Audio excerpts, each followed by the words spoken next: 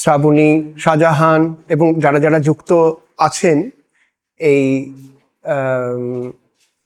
এই পুরো স্পেসটার সঙ্গে, এই আয়োজনটার সঙ্গে, তাদের সবাইকে আমাদের ধন্যবাদ জানাই, কৃতজ্ঞতা জানাই। এরকমটাই আমরা ভেবেছিলাম যে আজকের সন্ধ্যায় আমরা যে একটা কনভারসেশন করার চেষ্টা করব, তার কেন্দ্রে থাকবে একটা বিষয়। সেটা হলো যে মানিদাকে নিয়ে যখন আমরা, বিশেষ করে আমরা যারা মানিদাকে কলাভবনে বা কলাভবনের আগে মানিদা যখন বড়দাতে শিক্ষকতা করছিলেন, বড়দাতেও যারা ছাত্রছাত্রী ছিলেন, পরবর্তীকালে কলাভবনে যখনই কথা হয়, মানিদা একজন শিল্পী, তার পাশাপাশি সমান গুরুত্ব, কখনো কখনো একটু অধিক গুরুত্ব দিয়েই মানিদা একজন শিক্ষক, সেই বিষয়টাও যথেষ্ট গুরুত্ব সহকারে, যাকে আমরা বলি বেশ এমফ্যাটিক্যালি আমরা আলোচনা করি, নানান অ্যানেকডোটস, ছোট ছোট গল্পের মধ্যে, স্মৃতিকথার মধ্যে ইত্যাদি। এই কিছুদিন আগেই সঞ্চয়ন আছে, সঞ্চয়নে মনে থাকবে, ওদের স্টুডিওতে আমরা মানিদার শিক্ষকতা কতগুলি বিষয় নিয়ে আমরা নিজেরা ঠিক স্মৃতি রোমন্থন নয়, সঞ্চয়নের অভিজ্ঞতার কথা বলছিল, সঞ্চয়নের কিছু কাজ দেখে, একটা পার্টিকুলার ড্রয়িং দেখে মানিদার কোনো মন্তব্য। আমি আমার স্মৃতি থেকে বলছিলাম যে আমি সিনিয়রদের সঙ্গে যেতাম, যখন তারা মানিদাকে ছবি দেখাতে যেত, তখন মানিদা কি বলছেন। এই বিভিন্ন ধরনের আমাদের এনকাউন্টারগুলো, স্মৃতিগুলো ঠিক স্মৃতি থাকছে না, সেটাই আমি আর সঞ্চয়ন সেদিনকে আলোচনা করছিলাম, যে বিভিন্নভাবে সেগুলো প্রাসঙ্গিক হয়ে উঠছে এবং বারবার সেই তথাকথিত স্মৃতিগুলোকে রিভিজিট করতে ইচ্ছে হয়, মনে করতে ইচ্ছে হয়। এবং সেদিনকে ওই অল্প কিছুক্ষণ, বোধহয় 10-15 মিনিট আমরা এই আলোচনাটা করছিলাম, দেখা গেল যে সঞ্চয়ন ছিল, আমি ছিলাম, অর্ঘদা ছিল, আমাদের প্রত্যেকেরই এরকম কতগুলো মুহূর্ত মনে গেঁথে আছে। সেগুলো কেবলই স্মৃতি নয় বা স্মৃতিচারণ নয়, সেগুলোর যে গুরুত্ব এবং প্রাসঙ্গিকতা, সেই প্রাসঙ্গিকতাকে বোঝবার যেন আরো আমাদের জন্য স্কোপ তৈরি করে দিচ্ছে, আরো সুযোগ করে দিচ্ছে। তো এই কথাগুলো যখন মনে হচ্ছিল, তার সঙ্গে সঙ্গে এটাও মনে হচ্ছিল যে মানিদা যখন এই শান্তিনিকেতনের, বিশেষ করে শান্তিনিকেতনেরই কথা বলছে এখন, যেহেতু এখানেই উনি ছাত্র ছিলেন, বিশিষ্ট শিল্পীদের কথা বলছেন, তখন সেই সব শিল্পীদের তাদের শিল্পী অস্তিত্বের সঙ্গে সঙ্গে তাদের শিক্ষক অস্তিত্বকেও সমান গুরুত্ব সহকারে মনে করছেন, আলোচনা করছেন। বিভিন্নভাবে পাওয়া যায় এবং আমাদের মনে আছে যে আলাদা করে একবার কলাভবন থেকে একটা পাতলা বই হিসেবেও বেরিয়েছিল এবং পরবর্তীকালে অন্য বইয়ে যুক্ত হয়েছিল। নন্দনে একবার সংকলিত হয়েছিল মানিদার একটা লেখা নন্দলাল বসুর ওপরে, একাধিক লেখা আছে, তার মধ্যে একটা বিশেষ লেখা, যে প্রবন্ধের নামটাই হচ্ছে Nandalal Bose the artist and teacher. মানে সমান গুরুত্ব দিয়ে সেটাকে আলোচনাটা শুরু করা, একটা ফাউন্ডেশন তৈরি করা, ভিত্তি তৈরি করা। এবং তাছাড়াও বিভিন্ন সময় মানিদা যখন, ধরা যাক, বিনোদ বিহারীর কথা বলছেন, রামকিঙ্করের কথা বলছেন, তখন রামকিঙ্কর, বিনোদ বিহারী যতটা শিল্পী, ততটাই ভিন্ন ভিন্ন ভাবে তারা কিন্তু শিক্ষক। তাদের শিক্ষকতা, তারা পেডাগগ, তারা টিচার্স, তারা ইনস্ট্রাক্টার্স, বিভিন্নভাবে। তো এই কনভারসেশনটা শিবদার কাছে সঙ্গে শুরু করার আগে আমি ভাবছিলাম জাস্ট একটা টেক অফের জন্য, এইরকম লেখা একটু রেয়ার, অনেক রকম রেমিনিসেন্স আছে, মানিদার ইন্টারভিউজ আছে যেখানে মানিদা বলছেন। এটা হলো কেজি সুব্রমণিয়ান ড্রয়িংস বলে একটা বই, যে বইটার মূল লেখক এবং পুরোটা কম্পাইল করা মেইন টেক্সট শিবদারই লেখা। এবং সেখানে একটা খুব ইন্টারেস্টিং একটা প্রিফেস বলবো না, একটা এসেই আছে শিবদার লেখাটা ঠিক শুরু হওয়ার আগে, between the scene and the imagine বলে। তো সেইখানে আমি জাস্ট দু একটা জায়গায় একটু পড়ছি, যে যখন মানিদা তার ছাত্র জীবনের কথা বলছেন এবং শান্তিনিকেতনের পেডাগজি থেকে, শান্তিনিকেতনের শিক্ষা পদ্ধতি থেকে, বিশেষ করে ড্রয়িংকে কেন্দ্র করে ওনার বিভিন্ন এনকাউন্টারগুলো, তার কয়েকটা জিনিস উল্লেখ করছেন, আমি দু একটা একটু পড়ে শোনাচ্ছি, সেখান থেকে আমরা টেক অফ করব। তো একটা জায়গায় বলছেন যে মোবিলিটির কথা বলছেন, যে উনি নিজের drawing A constantly he try to capture a certain kind of mobility. এবার আমি পড়ছি অ্যাডভার্বাটিম। A lot of my drawings seek to represent this mobility, the overlapping of character or metamorphosis, this involuntary play acting, something that developed, of course, later. Though when an animal or bird wants to frighten an enemy or attract a mate, they make such astonishing displays that cannot be called involuntary. And they are so breathtakingly spectacular. From time immemorial, these have influenced the costumes and dances of communities who live close to the earth all over the world. The images of these still influence our animators and theatre men. একটা general context তৈরি করছেন to talk about his own drawings. তারপর কতগুলো interesting, almost in an anecdotal way, উনি বলছেন, when I was a student in Shantiniketan, I used to go sketching with Ram Kinkar quite often. I was at that time a compulsive sketcher. My artist friends had told me that this was a must. You had to milk nature dry before you got anywhere as an artist. So I worked like a maniac, but I did not like the results. They were true, carried a lot of detail, but looked lifeless all the same. Nandulal once saw a bunch of them and said with a smile that they looked a little like laundry lists, detailed inventories but not living images. This remark helped me a lot. It made me recall the image of a bird someone had shot down with a sling. Everything was there: head and beak, leg and claws, flesh and feathers, even the bright beady eyes. Still, it was a lifeless lump. Later on in the conversation, I would request later, when we come back to Manida again, Manida as a teacher, Sunshine, to recall that exactly the same thing that Manida had told him maybe so many years later. So something that percolates, some kind of pedagogy that Manida had received and passing it on to a very, very junior student like Sunshine many years later. When I knew him first, Ram Kinkar had the reputation of being one of the best draftsmen around, whose graphic skills were admired by Nandulal himself. And remember, Nandulal was again Ram Kinkar's teacher. His drawings had great variety. Some were meticulous, while some were summary. He could chisel out the shape of a thing on the paper surface with the use of pen or pencil. His rapid watercolors could bring out the essence of a scene with ease, its spatial structure, its range of colors, and basic animation, rarely seen at first sight. His eyes could lay all this bare readily. He went out sketching almost every day. With your experience, I asked him one day, Manida asking him, Ram Kinkar,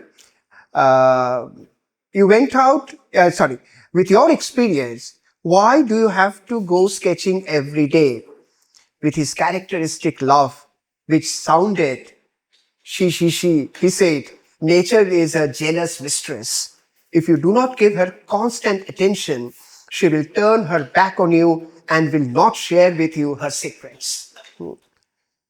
Manida is constantly, on various occasions, recalling, almost like reminiscence, but also as very vivid memories.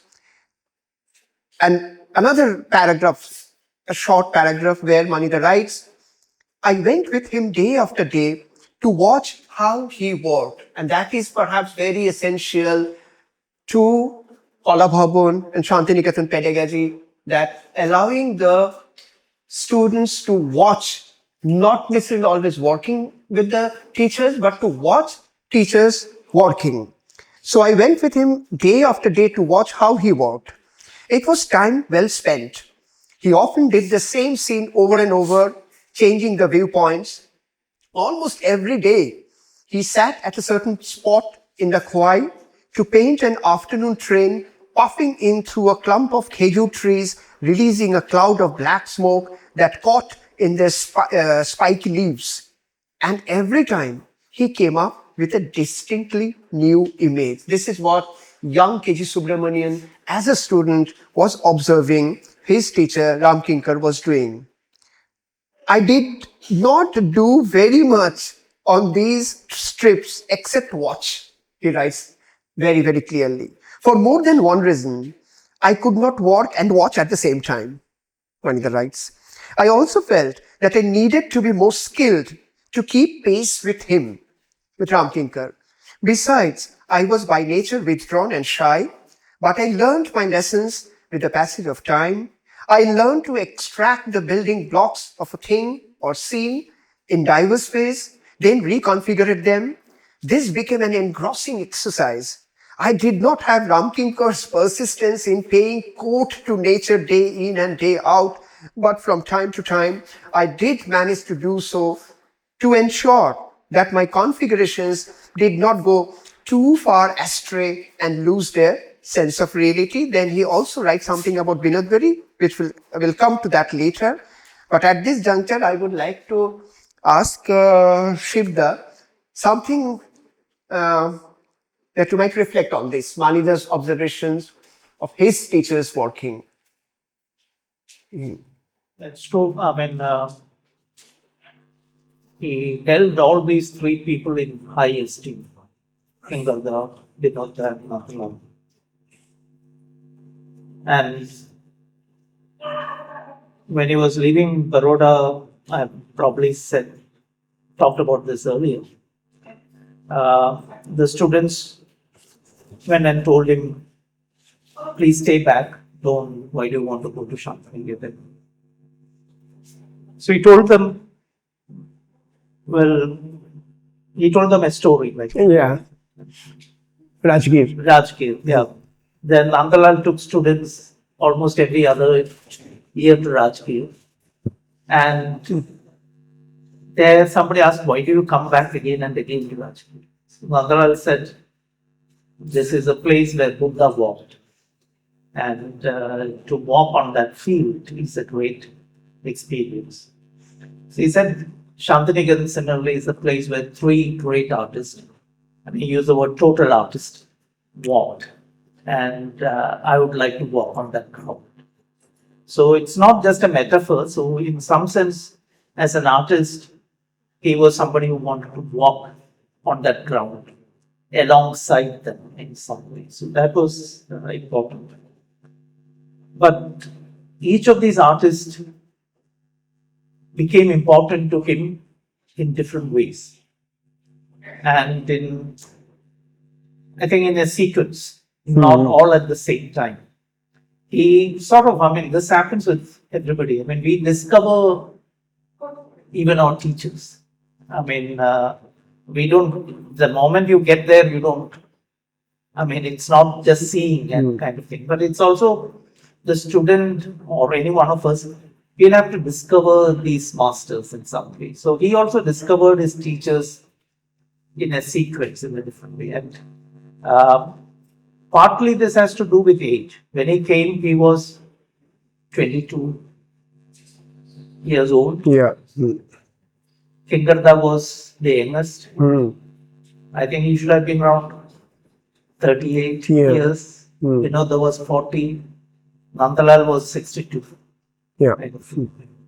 So he became much closer to these younger people. Also partly because Nandalal himself sent him to Vinodda. And when he arrived here, these three people used to be very intimately connected. But it was becoming a little more distant when he arrived here at that time. It was the beginning of the kind of maybe each going his way. Nandalal was, already thinking about his retirement and what would happen to Kalapan, etc. So he was more slightly, but earlier, three of them used to not only meet every day, but really have long addas in the tea shop. And Vinodda, Kingarda, Nandalal himself they have all celebrated this meeting in their work. There are drawings, etchings, in which all of them show three people together. And in one of which is attributed to Nandalal, he said, "We three." Okay. Okay, so three people under the tree. So that was a very close-knit kind of thing. But it was a moment when it was maybe unraveling a little thing because the thoughts were Different. moving in different directions. So, but at this point, these others begin to join that group, like Manida and others. So the three of them, and there were also a few others, but I mean, since we are discussing Manida, Vinodda, Kinkarda and Manida became very close, and the tea shop thing, Nandalal probably came less, but these three were spending a lot of time together. I mean, as he said somewhere else, very often Kinkarda and Vinodda were talking and he was overhearing, kind of thing, and listening and learning. So that was always there. So what he, read there, that is true. Because Vinodda, because of his eyesight and problems, he would not be going out sketching that way. I mean, when he was younger as a student, he did that. But after that, he couldn't do the same thing. So that lesson he got from Ram King. Kinkar. With Nandalal at that point of time, he was not that close. As he said here, I was observing.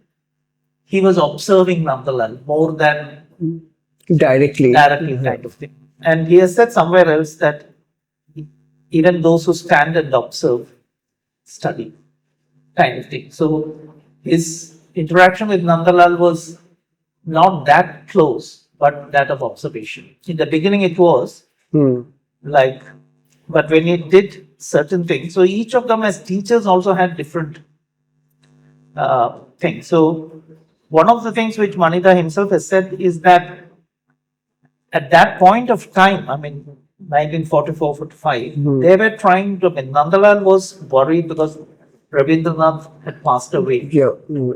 And he was really concerned about Kalavan as an institution, what is going to happen.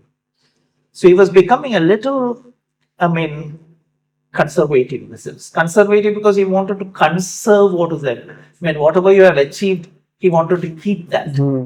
So in the early part of his life, he was actually fully experimenting as a teacher. As an artist, he continued to experiment, which is interesting. But as a teacher, sort of he stopped experimenting. He thought people should,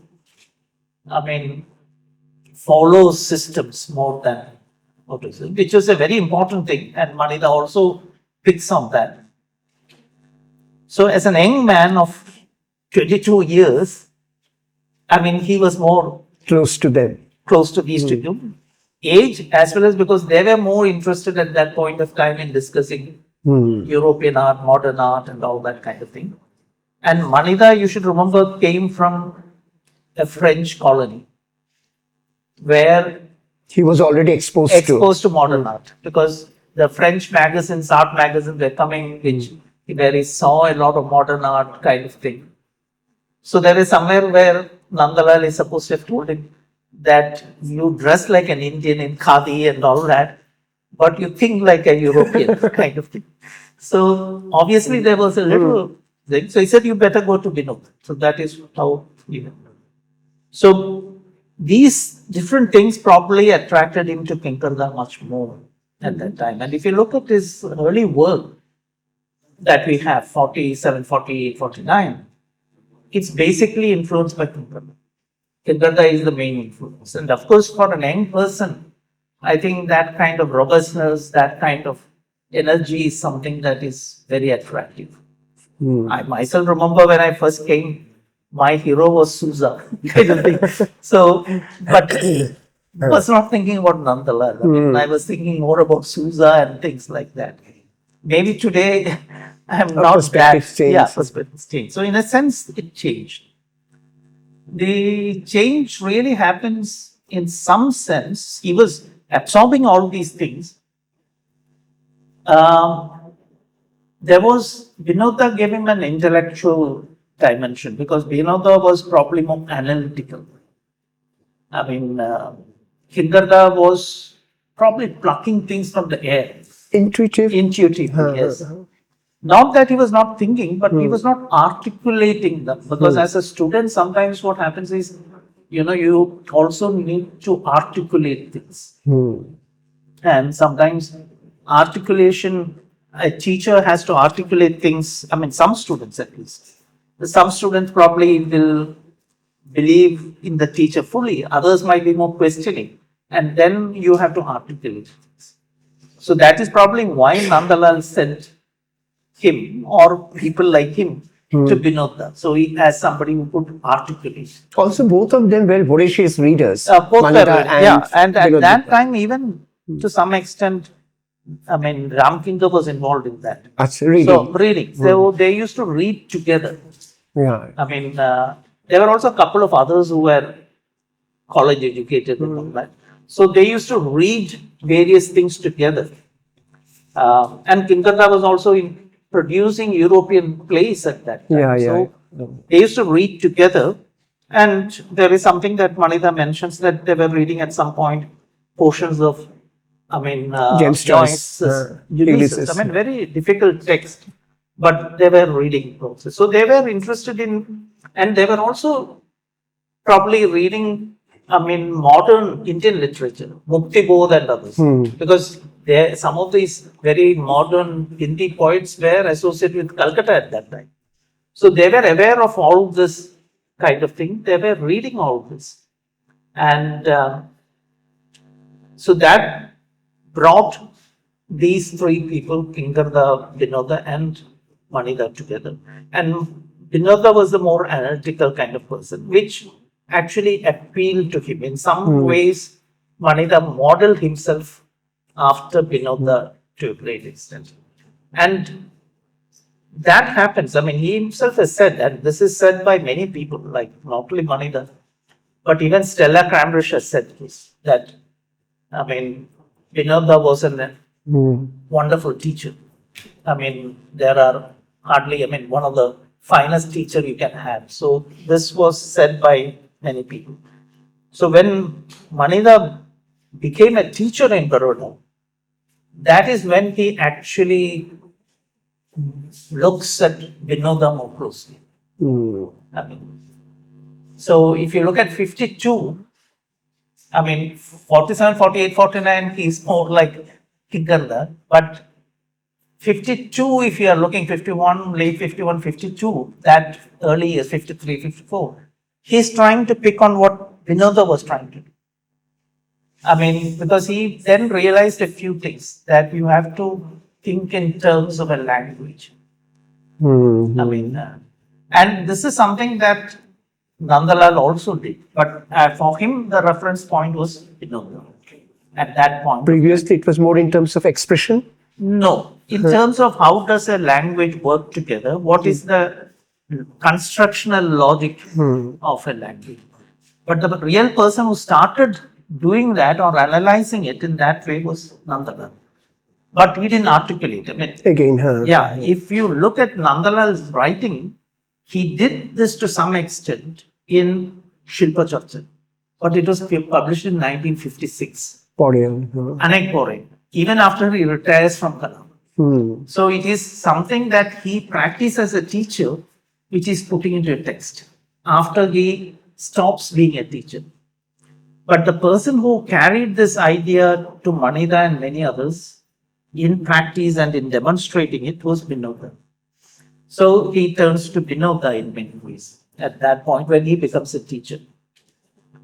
And then, of course, he goes out and he comes back. But then there is something that is happening at that point. Partly, maybe because he was a Gandhian and the kind of thing, and he was also a great admirer of Tagore, that unlike his contemporaries, because he was a contemporary of the Bombay Progressive movement.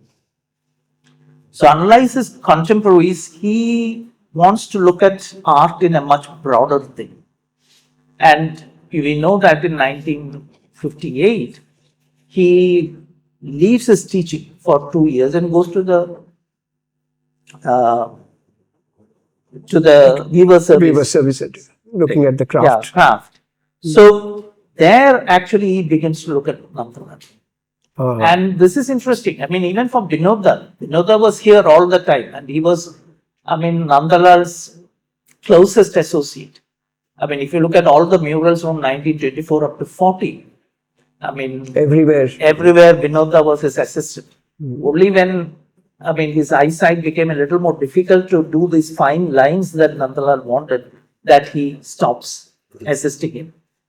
So he was very close, but he didn't look at certain aspects of Nandalal, the craft and other design elements, until he went to Nepal. So you can see they all discover Nandalal in their own time, in a sense. When they are confronting certain problems, then they wake up to Nandalal. So Manida discovered or the importance of Ramkinga very early. Then when he becomes a teacher, he understands the importance of Vinod Bihari, and he sort of models himself as a teacher after Vinod Bihari in some sense. And when he thinks about how art should be not limited by the ideas of just European modernism, then Nandalal becomes very important. And then he feels that he should also look into the crafts and other traditions. And actually, he comes when he is working with the weaver service.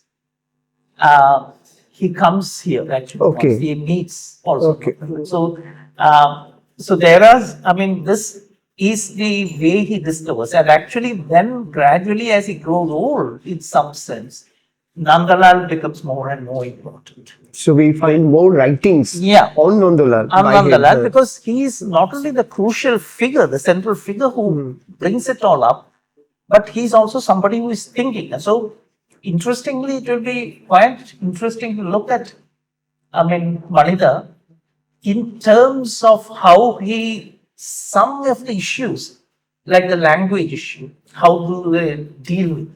And this is interesting, because Vinod Bihari understood what Nandalal was trying to do very clearly, and I think none of Nandalal's students understood him, what he was trying to do, the way Vinod Bihari understood, and it was very analytical, very clear. But he used that lesson to model a very personal language, partly because of, I said, his eyesight. Certain things kind of things cannot be tried by him. Nandalal was, what he did in a way, I would say Nandalal was not only an artist and a teacher, but he was probably doing something that art historians should have been doing. I mean, his art as important to understanding Indian art as much as Kumaraswamy or Stella Crabrish or something. Because what he was trying to do is that what is the logic of the different traditions within India? What is the linguistic logic of these things? So this is what he is taking apart and trying to understand. This is primarily again because of the kind of teacher he wanted to be. And in making him the kind of teacher, Rabindranath had a push kind of thing. So if you compare, I mean, recently I was writing about Abanindranath and Nandalal. They are very different kinds of teachers.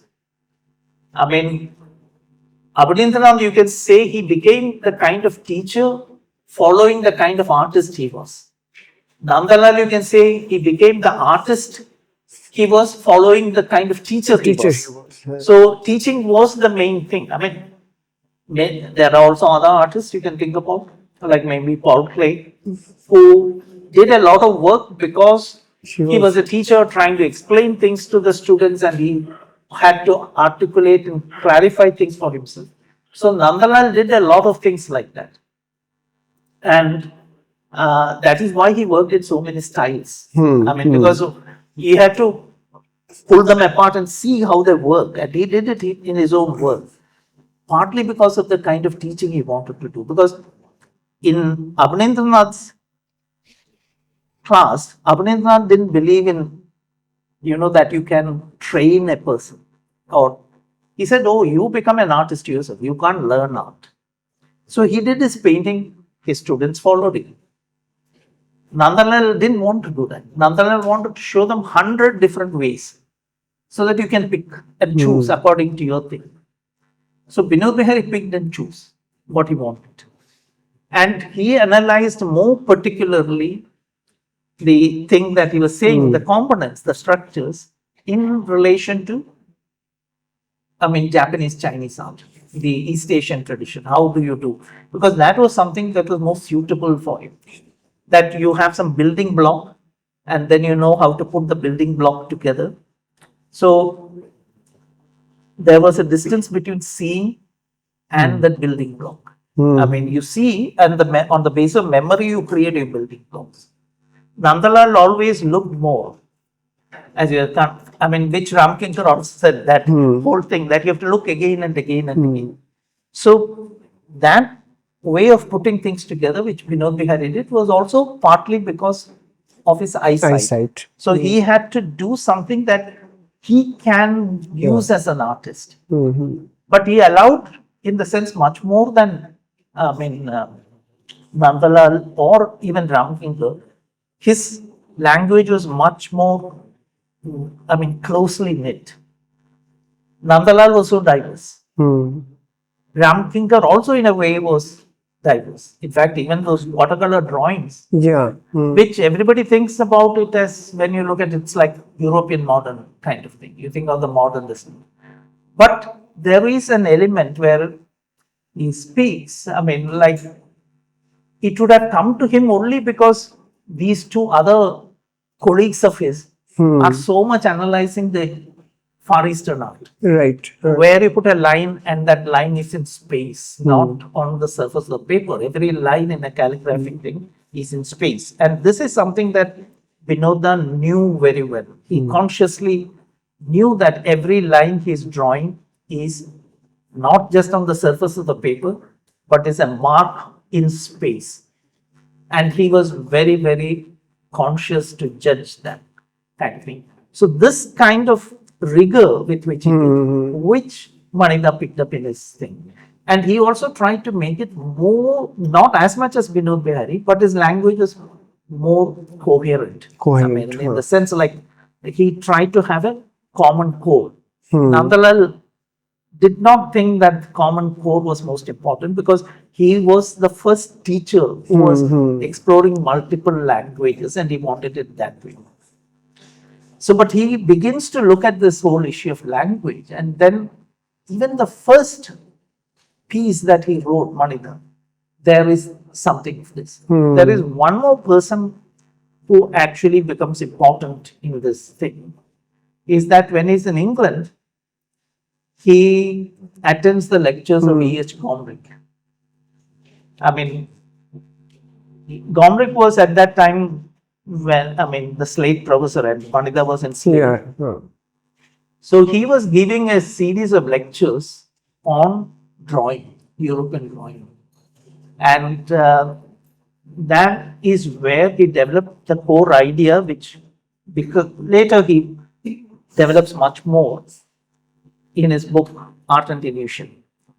So Manida attended that, he kept the notes for those lectures. And in the first ever writing he did on art, the idea of schema is there. Which is an idea that Gombrich brings. That is, when you want to draw something, you don't just draw the object, but you have a basic schema. But then you look at nature and you see how the schema needs to be corrected, matched with the object.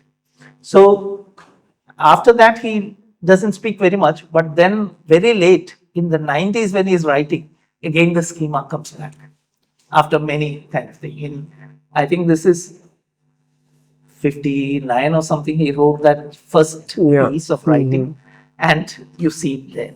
So why I'm saying this is Gombrich brings this idea where he mentioned this, that you have to match with reality. While making.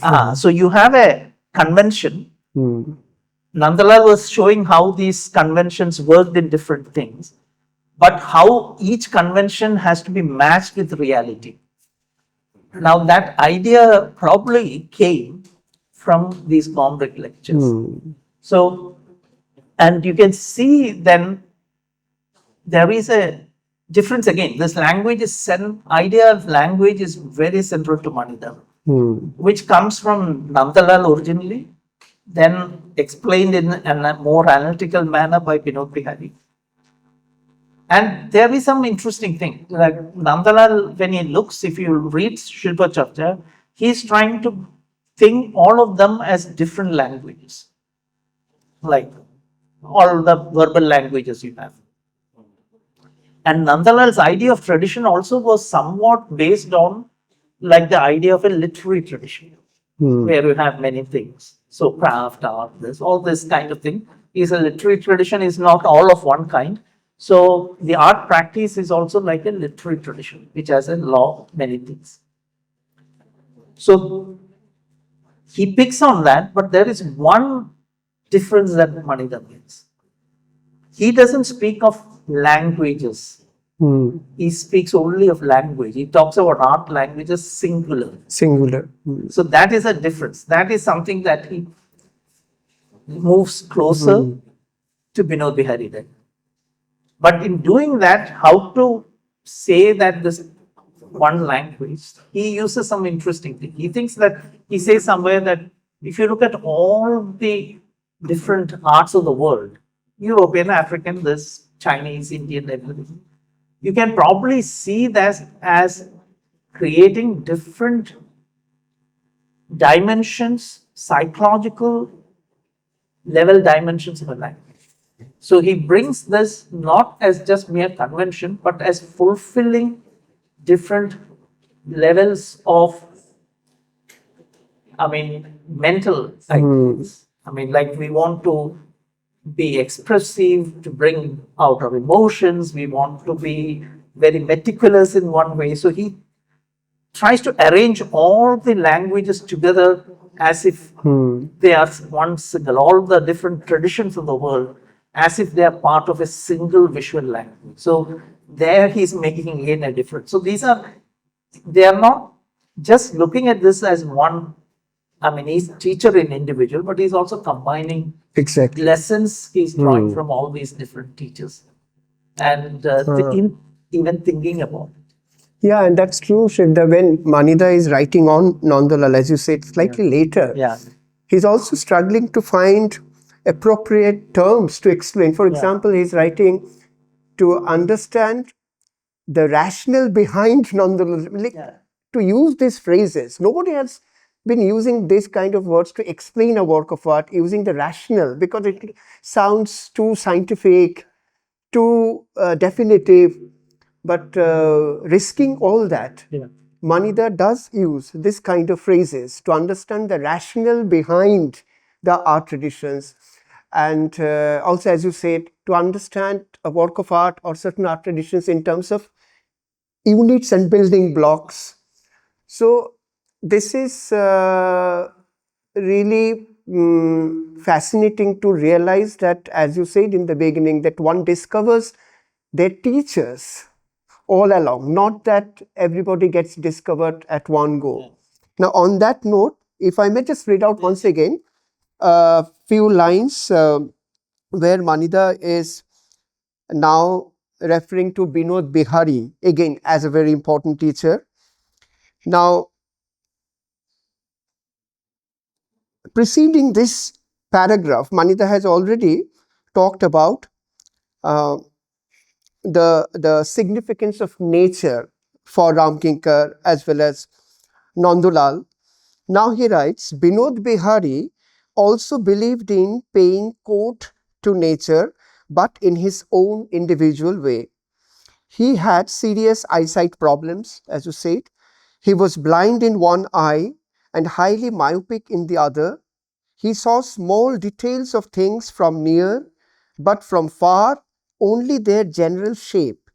But he had devised for himself a method of reading reality fairly well between these two separate feelers. He sat before a scene or thing and then reduced it to an articulate schema. Again, he uses the word schema. Then fleshed it up with closely observed detail. So his flower studies and landscapes have a rhythmic liveliness and authenticity which a more direct representation would have missed. His keen interest in Far Eastern art had shown him the way. His ink paintings presented a sort of disjuncture or distanced relationship between the object and the statement. Somewhere, I think, in living tradition, Manida also uses, while discussing the works of some of these important Shantiniketan artists, who, like all of these, Nandulal, Binod Bihari, Ramkinkar, they did play serious attention to what Manida calls observed visual facts, which might tend to certain kind of realism, but immediately Manida is using another very interesting, which we liked so much those days as student. He's using a term or a phrase, removed realism. What a fantastic expression. So, a living tradition to uni arekটু পরে লিখেছিলেন, হ্যাঁ, moving focus was his first compilation, followed by living tradition. So this exactly, these things illustrate what you're saying, that he's also discovering different ways of articulating his teachers. So removed realism এর কথা তখন ওখানে বলছিলেন. So a disjuncture or distanced relationship between the object and the statement, that is a visual statement, and their liveliness lay in this interspace. This is also something that is deeply rooted in his notion of what art language stands for. To study the human scene, this is the next paragraph where Manida writes, to study the human scene, Binod Bihari visited melas and fairs. They were his open studio. There he saw a wide assortment of people and a near complete cross-section of human life, yogis and mahants, traders and entertainers, and all kinds of people from city and village who milled together and lived in the open. He had also a fascination for the riverfront of Benares for the same reason. It seemed to him like a detailed diorama of the totality of human life. There he rambled on the ghats to see the goings-on from near, then boated on the river to see the larger scene from the distance. The little visual notes he made of these were the source of his later reconstructions, as we know, even Hindi Bhavan. Not perhaps exact documents of what it was, but that despite eminently palpable and credible, a virtual Benares throbbing with life and sound. Now, again, he compares Nandulal, Manida, in the same writing in the next paragraph, where Manida writes, Nandulal also used a similar method. He jotted down the structure or rhythmic essentials of whatever he saw in a kind of visual shorthand on a sheaf of postcards, which he always carried around, then elaborated them in various ways, animating them with details recalled from memory or drawn from similar visual facts he saw in his vicinity. So, each effort resulted in an original construct with various features his prevailing mood brought in. Now, Shivda, just of course, you have already reflected on that, but it is also interesting somewhere, at least in this writing and several of Manida's later writings, he makes comparisons between his teachers. So that is also very helpful for us to understand his teachers, not, as you said, not as within a very singular framework, but in a very comparative framework. No, that's true. In fact, from what you read itself, you can see that there is actually, they're all thinking within the same framework. I mean, like the watercolors that Manida referred to of King Gadda, you can see they are also making a removed connect with reality. I mean, kind of thing, at one remove. I mean, it's not that kind. he might not be using line to actually just bring in the bristling details, but maybe to, what is a rough wash, which is kind of very not defined, but he uses this line to define the spatial structures within that. So there is a kind of similar thing, that there is something which is slightly indeterminate, and then with something he makes them more determinate. Now, in the case of, Vinod Bihari, it might be that broad block and then animating that broad block and making it more determinate with details. With Nandalal also, in a sense, he starts maybe with the rhythm, which is his equivalent to the block kind of thing. And then that into that broad rhythm, he brings in other detailed articulations. So all of them are thinking in somewhat similar things, but their kind of tools, if you might say so, the structure is similar, but the tools they are using is different. So that is something which is most, available or easy or natural to themselves. So this is where, so somewhere Manida said this, there's a community of ideas that bind them. So you might say a community of ideas, a community of concepts that bind them, but exploring those same things in very different ways. This is, I think, what he does, and in some sense, he joins them in one. Also, I feel, and I'm sure many of us feel when we read Manida, his writings and essays, various terminologies, probably many of them, he was the first one to coin and use them in art writings, come from, again, his lessons here in Shantiniketan. For example, that was a time when we were mostly used to, for example, when we were looking at images of nature or visual facts, we are used to the word representation. And I still remember that as students of BFA here, when we started reading first the moving focus and then followed by living tradition, we came across, instead of visual representation, Manida is using a very different term, visual equivalence.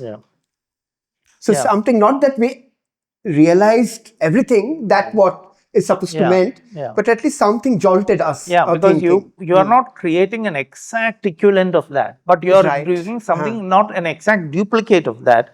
So representation is an equivalence. Exactly. You see this, you create something which is equivalent to that.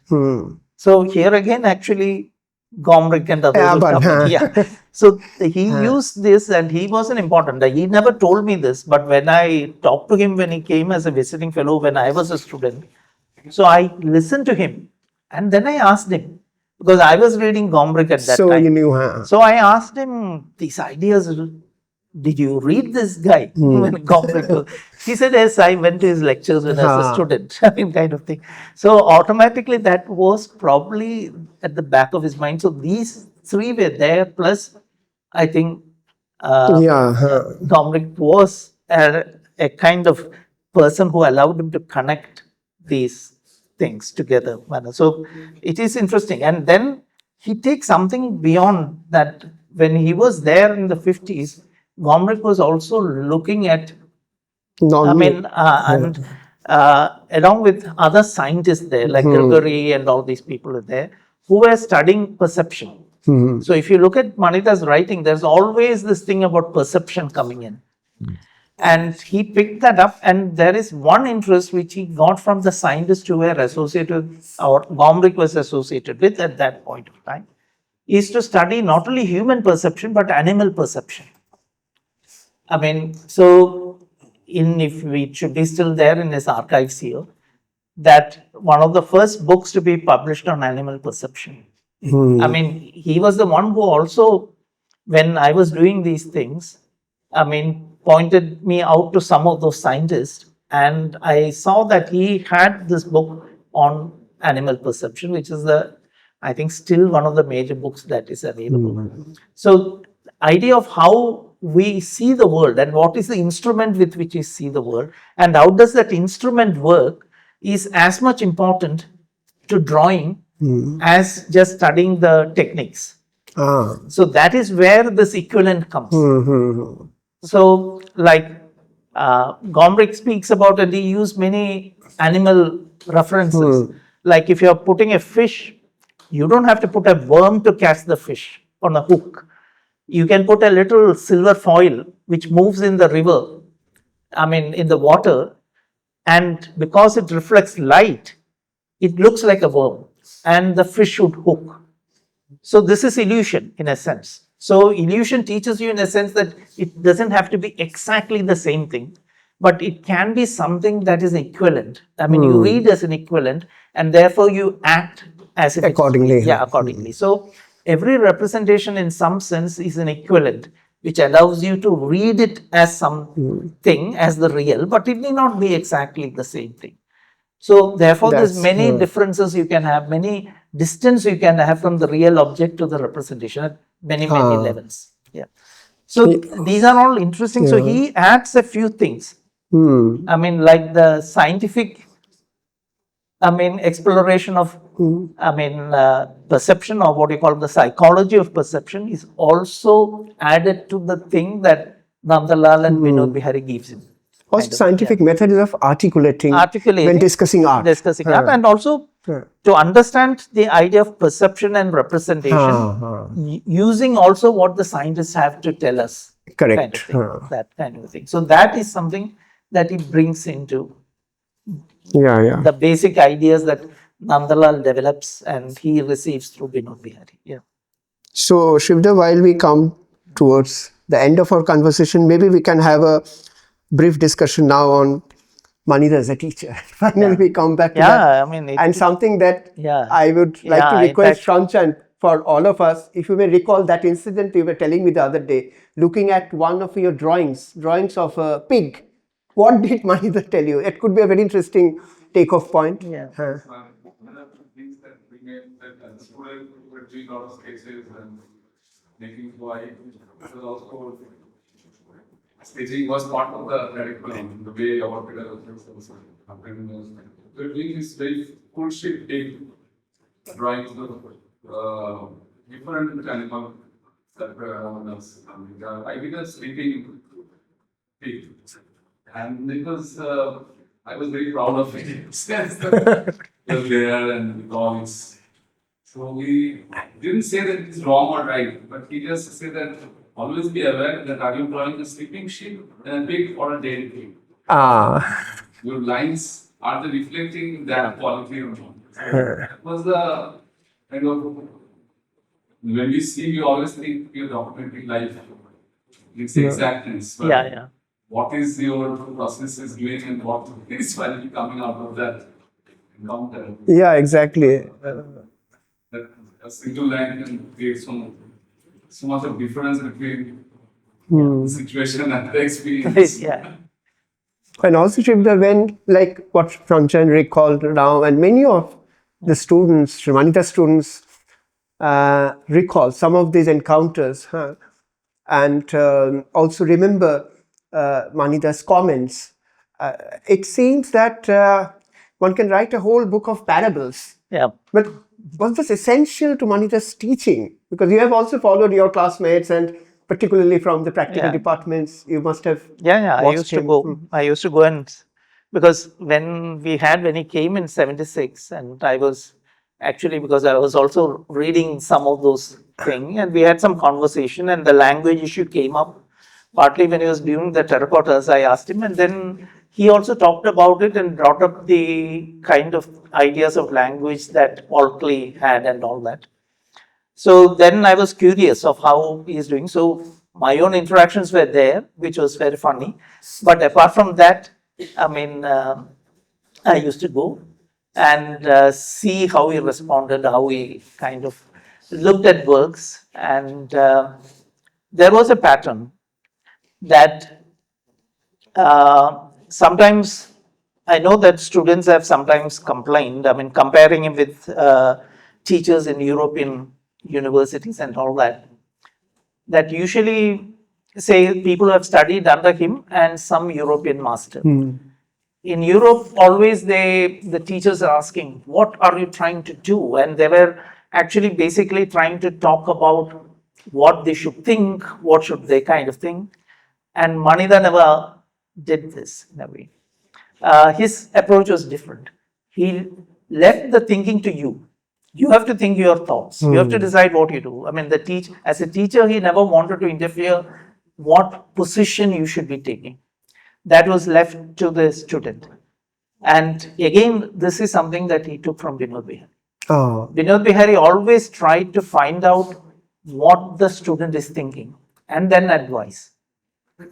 I mean, Nandalal looked at, I mean, that is something again which is very important, a difference between the government art college and here. I mean, government art college, not just Calcutta, but any such colleges and here, was that in all the academic institutions, you say, okay, first you have to learn drawing, and there's a method of drawing from the object, from, I mean, still lifes, then from model like that. Outdoors. And outdoors. I mean, outdoor was not so very important for them, but model kind of thing. And then kind of thing. Here there was no model. And Nandalal always asked students when he came, there was no preliminary class. But he said, you do your work, let me see. And so the student was doing some work and Nandalal was then looking and trying to then make, okay, where is the student going? What does the student need? Kind of thing.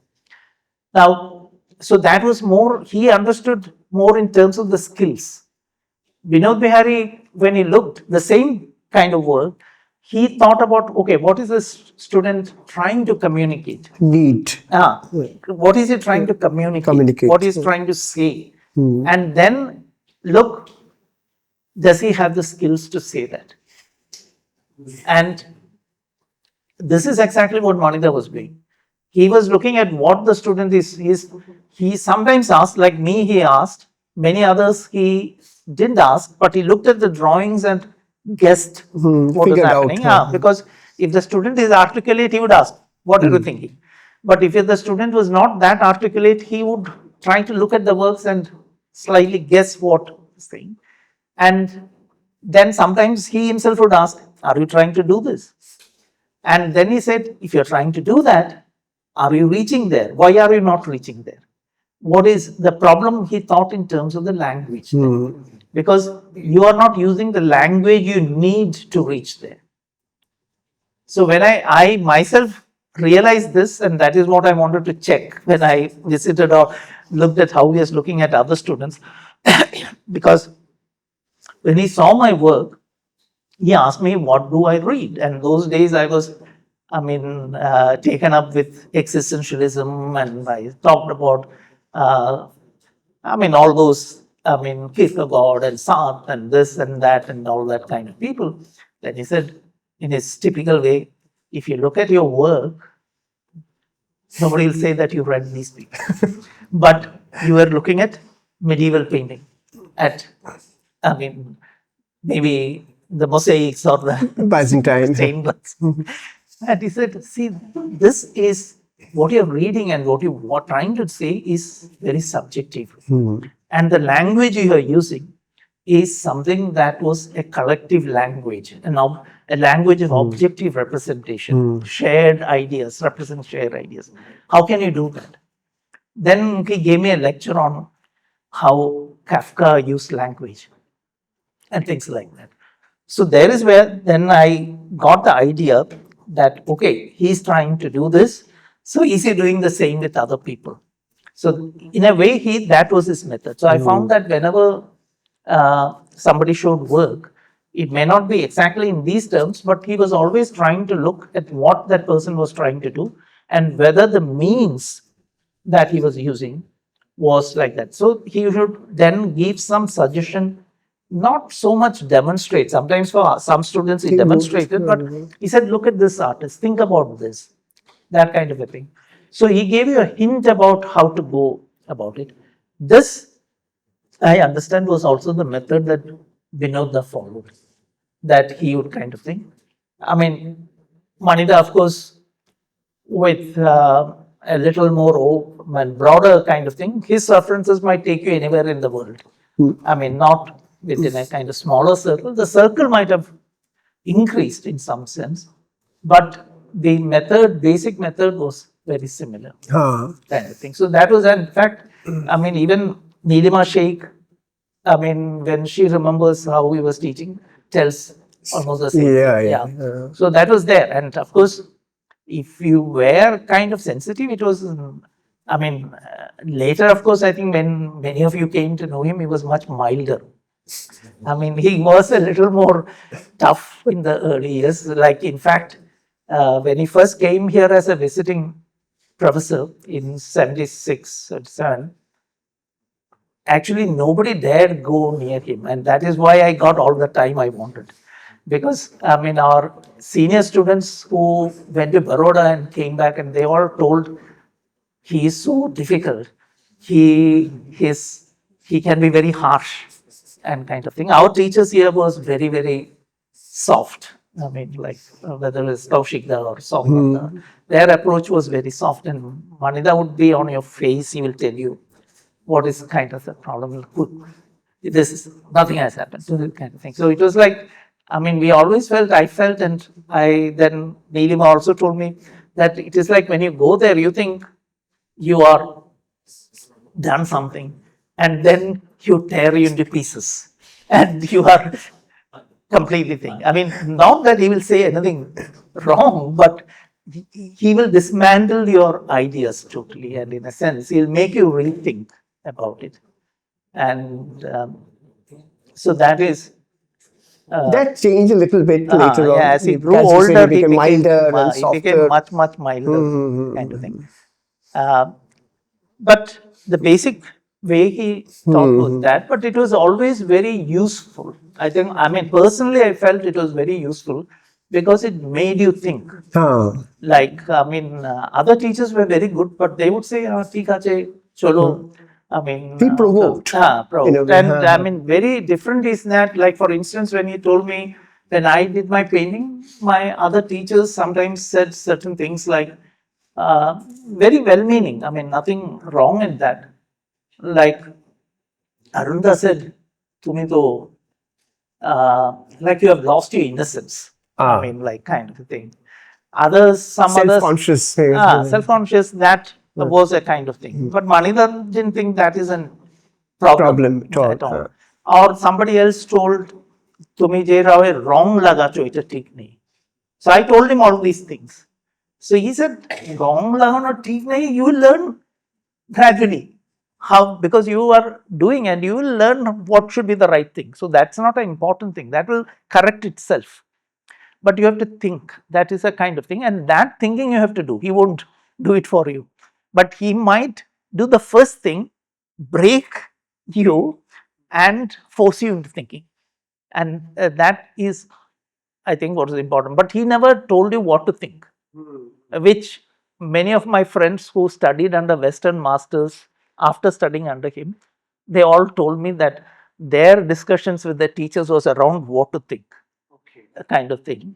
But Manindra never did that. He also only told what you are thinking and what the means with which you are trying to communicate, whether they match or not. Right. Now we have come almost towards the end of this session, but maybe we have a couple of minutes if anybody else wants to contribute to this discussion or say something or share something, and then we'll draw the curtain. কারোর কিছু যদি মনে হয় বলার আছে, please feel free. But I think that, I mean, what he also mentioned there, which is, I think, for an art institution, it is very important that the opportunity for students to see the master's work. I mean, when we were students, that used to happen a lot. Nando will certainly say that. I mean, back me up. Like, Somnada used to be working in the studio all the time. Whatever little we understood about graphics was because we are able to go and watch somebody like such a great master working in the thing. Sometimes he did his early sculptures sitting under that Bonopolok thing with his wax. So we saw them working. And that was an important thing. I mean, that is where we picked up a lot of things. Like even Manida came, I saw him doing that entire 1976-77 terracotta thing almost on a daily basis.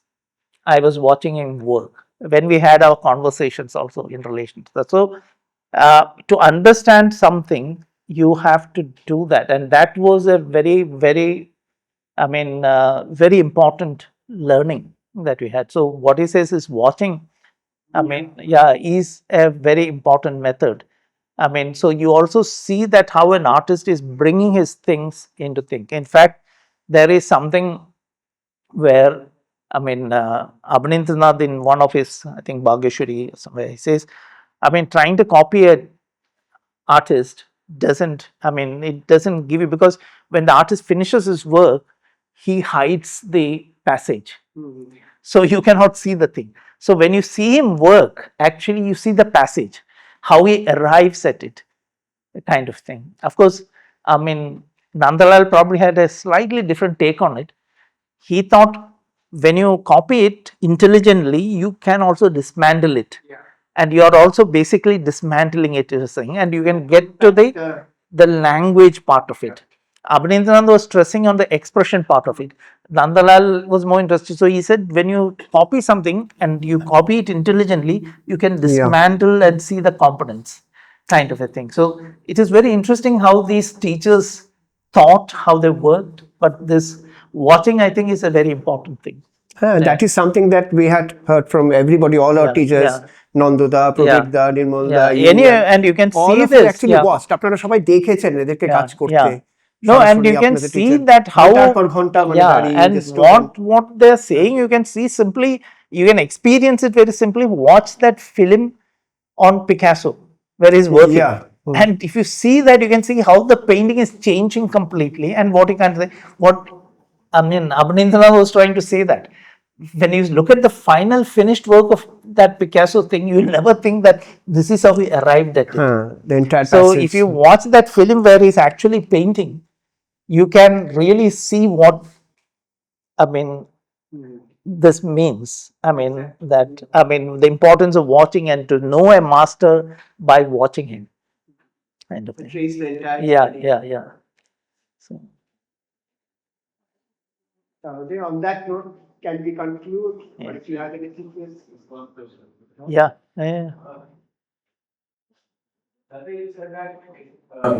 If we're studying in a if we're studying in an institution, there are so many ideas. There are community of ideas. They're buying them, you said. But I just want to understand. This is not a question. I just want to understand using the language of objective ideas, but trying to express something subjective. Okay, can you talk more about that? Yeah, see.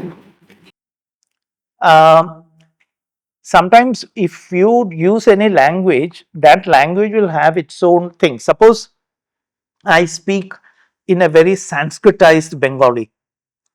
Okay. Now, and that Sanskritized Bengali may not be the best way to represent people living in a village. And I'm trying to write a novel or a story about people in a village. And if I do that in a very Sanskritized Bengali, probably that is not the language they would use. So the spirit, the rhythms of the language, the expressions will not come through. So because Christianity, and when you are doing for a religious thing, there is something which everybody shares, in that thing. In the medieval period, it was a shared belief, it was a shared idea, and they create a common language to give expression to their shared beliefs. That is what the medieval art was trying to do. Whereas in something like existentialism, you are talking about your personal experience, completely personal, subjective. Okay, so then you also will have to model your language accordingly, so that it can be, the language can communicate something of that subjectivity. It has to be very personal in some sense. You cannot do something which is shared by 100 people, because that language itself will carry some kind of force of one kind, and you are trying to say something of a different kind of force, a different kind of quality. So the quality of the language and the quality you want to express should match. it won't match. That is what he was trying to tell me. Sometimes, of course, his thing was very cryptic. I mean, like the way Manida and all these artists, teachers, they talked in this way. Sometimes, like once I was doing something, he in my studio and he came behind. He wanted to ask me to do something, post a letter or something like that. And he told me that, and he just turned around, he was walking. He told me, Mathis and Margaret don't mix together, kind of thing. So I was trying to do something which actually had one hand a kind of thing which was a little like the surrealist, and the other it was a little color was a little decorative like Mathis.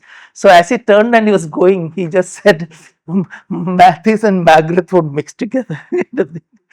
I don't think so. So sometimes you have to understand why they are saying some. Nandalal also, if you look, very often he's using these small sentences like this. So you need some understanding to understand why he's saying that. But sometimes they sat down and explained. Like I said, he told me how, I mean, language is used by Kafka, for instance, who is doing something very subjective. And how does he use language to bring that subjective experience? Or he also told me the example of Bhupen Kakkar, who is trying to do something which is not a shared thing, but then how does he use language to do that? So these are certain things. I mean, these ideas may not become transparent to you immediately, but then these ideas are there at the back of your mind. Then as you think yourself, it becomes a little more clearer to you. Because right now, while it's happening, it's too strong. Maybe after some time.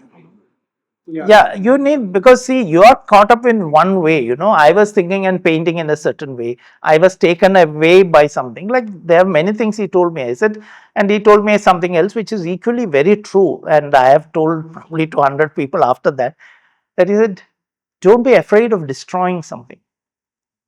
Now, because even if it's beautiful, if it doesn't go with the rest of the thing, it is not useful.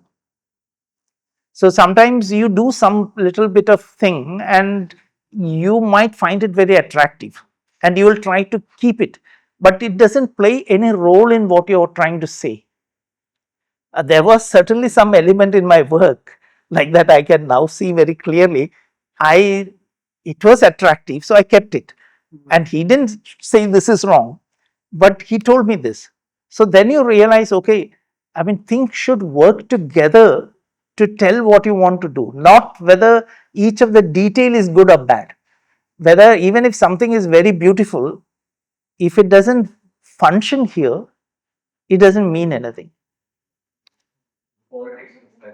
No, it's not that. It's say like, suppose, I mean, say it's a very, I mean, tragic situation. Or one of us, I am in kind of thing. And if you then come and tell me, oh, the shirt you're wearing is very good, beautiful. I mean, it is totally out of place, no? It doesn't, what I'm wearing is not thing. My sorrow is the main thing now. And whether I'm wearing a beautiful shirt or a bad shirt or clean shirt, it doesn't matter. So, I mean, if you try to then, maybe the shirt is beautiful, but if you try to come and tell me that, oh, this is a beautiful shirt, then it's completely clashing with my emotions at that moment. I mean, it's like that. So when you put something in your painting also, it should go with what you're trying to say. What's the main thrust of your work? Thank you. So now we can call it a day. Yeah. আমরা আজকে আরেকবার সবাইকে ধন্যবাদ জানাই. We're very grateful to all of you for coming over. So thank you very much and good night. আরেকবার শ্রাবণী, শাহজাহান সবাইকে ধন্যবাদ জানাই যে যাতে আবার এরকম ওকেশনস হয়, আবার এরকম আলোচনা